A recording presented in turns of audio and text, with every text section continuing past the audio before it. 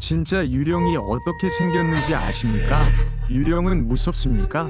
왜 옛날 시골에는 유령 전설이 그렇게 많았을까요? 사실 유령은 항상 우리 주변에 살았을지도 모릅니다. 에 대해 말씀드리겠습니다. 상상을 초월하는 과거의 이상한 이야기. 가장 소심한 친구를 데리고 이 이야기를 함께 보세요. 이 이야기는 1980년 손동의 홉탁 타이북 마을에서 일어났습니다. 그것은 리통빈이 어렸을 때 겪은 실제 경험이었습니다. 그는 장례식에 갔습니다. 친척 결혼식이었는데 오랫동안 서로 만나지 못한 친척들이 많았기 때문에 그는 결혼잔치에서 술을 많이 마셨습니다. 리종핑의 내성은 나쁘지 않았고 평소에는 약간의 화이트 와인을 마시는 것이 괜찮았지만 그날은 많은 사람들이 그에게 술을 권했기 때문에 그는 참을 수 없을 정도로 마셨고 파티는 매우 지쳐서 끝났습니다. 그날 이종평은 백주를 2근 넘게 마셨고 걸을 때마다 이미 비틀거렸다. 집이 가까워서 아무도 데려가지 못하게 하고 혼자 걸었다. 기분이 여전히 좋았다. 그는 걸으며 노래를 부르고 한 걸음씩 마을을 떠났다. 그때 시골 마을의 몇 안 되는 가로등 밖은 칠흑같이 어두웠다. 하지만 이종평은 두려워하지 않고 밤길을 더듬어 나아갔다. 처음에는 달빛이 조금 보였지만 한참을 걷자 달빛마저 사라졌다. 조금 취했지만 그는 여전히 고개를 들어 하늘을 바라보며 몇 마디 불평을 중얼거렸다. 멀리 가기도 전에 소변이 마려워 황급히 길가 덤불 속으로 뛰어들었다. 그가 기분 좋게 소변을 보고 있는데 문득 멀리서 몇몇 사람들이 오는 것이 보였다. 우두머리는 백등을 들고 있었고 그의 뒤에는 4사람이 더 있었다. 이상하게도 그들은 함께 걷는 것이 아니라 줄지어 서 있었다. 하지만 조금 이상했지만 리종핑은 신경 쓰지 않았다. 집으로 가는 같은 길을 걷고 있는 것을 보고 리종핑은 그들과 함께하기로 했다. 그는 재빨리 바지를 걷어올리고 비틀거리며 그들을 따라가며 소리쳤다. 그는 재빨리 무리를 따라잡아 등불을 든 사람에게 말을 걸었지만 그 사람은 그를 완전히 무시했다. 이에 리종핑은 약간 당황하여 뒤에 있는 사람들에게 말을 걸어보았다. 가까이 다가가 보니 나머지 4사람은 붉은 비단 리본으로 묶여 있었다.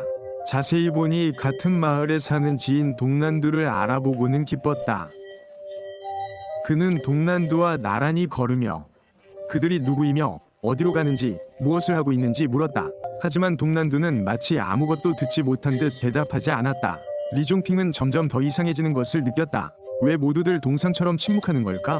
그는 즉시 다른 사람들을 자세히 살펴보기 위해 가까이 다가갔다. 그가 아는 사람이 또 있는지 확인했다. 다시 한번 본 후 그의 영혼은 날아갔다.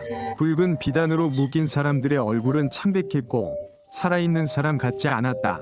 그는 무언가 크게 잘못되었음을 느꼈다. 리종핑은 속도를 늦추고 떠나려고 했다. 하지만 그가 돌아서기 전에 누군가 그의 어깨를 두드렸는데 등잔을 든 사람이었다. 그 사람은 붉은 비단 밧줄을 가져다 리종핑의 어깨에 묶었다. 그는 고개를 돌려 그 사람의 얼굴을 자세히 살펴보았고 깜짝 놀랐다. 그것은 사람이 아니라 분명히 귀신이었다. 그러고 나서 그는 줄 끝에 묶였고 그의 온몸은 앞으로 끌려갔다. 이때 리종핑의 몸속의 모든 술은 두려움 때문에 사라졌다. 그는 이 귀신들이 자신을 어디로 끌고 갈지 몰랐지만 분명 좋은 곳이 아니었다. 그는 목에 걸린 붉은 비단 밧줄을 뜯어내려고 했지만 풀릴 수 없었고 그는 자제력 없이 끌려갔다. 약 2마일을 걷다가 그는 갑자기 앞에 어둠 속에서 훨씬 더 무서운 것을 보았습니다. 갑자기 거대한 검은 구멍이 다른 세계로 통하는 문처럼 나타났습니다. 그가 더 많이 볼수록 그는 더 무서워졌습니다. 리종핑은 더욱 발버둥쳤습니다. 그는 자신의 무리뿐만 아니라 다른 방향에서 램프를 든 사람이 이끄는 사람들이 구멍 쪽으로 뻣뻣하게 걸어가는 것을 발견했습니다. 사람들의 수가 점점 더 늘어났습니다. 리종핑은 자신이 그 검은 구멍으로 끌려 들어갈 것이라는 것을 알았습니다. 그는 너무 무서워서 바지를 싸버렸습니다. 사타구니에 차가운 느낌이 들었고 목에 걸린 붉은 실크실이 갑자기 타서 끊어진 것처럼 가벼워지는 느낌이 들었습니다. 그는 뒤로 기대었고 머리가 무언가에 부딪혀 아팠습니다. 눈을 뜨니 방금 오줌을 누웠던 바로 그 큰 나무 아래에 누워 있었습니다. 램프를 든 사람들의 무리도 없었고 검은 구멍도 없었습니다. 몹시 혼란스러웠습니다. 방금 일어난 일이 현실인지 아니면 술에 취해서 꾸민 악몽인지 알 수 없어. 하지만 바지를 내려다보니 정말 축축했습니다. 생각할수록 두려움이 커졌습니다. 술 때문에 정신이 맑아진 그는 곧장 집으로 달려갔습니다. 집에 도착했을 때 그는 몸이 아프고 고열에 시달리며 밤새도록 정신을 잃었습니다. 새벽녘이 되어서야 조금 나아졌습니다. 아내 피엔츠에게 이 사실을 말하자 그녀도 깜짝 놀랐습니다. 머리가 완전히 날아가 버린 것이었습니다. 모임에서 만난 사람이 그날 오후 교통사고로 사망했습니다. 리종핑은 결혼식에 갔기 때문에 그 사실을 몰랐습니다. 피엔츠는 미신을 매우 믿는 사람이어서 남편이 매우 나쁜 일을 겪었을 것이라고 믿었습니다. 그녀는 즉시 무당을 불러서 살펴보게 했습니다.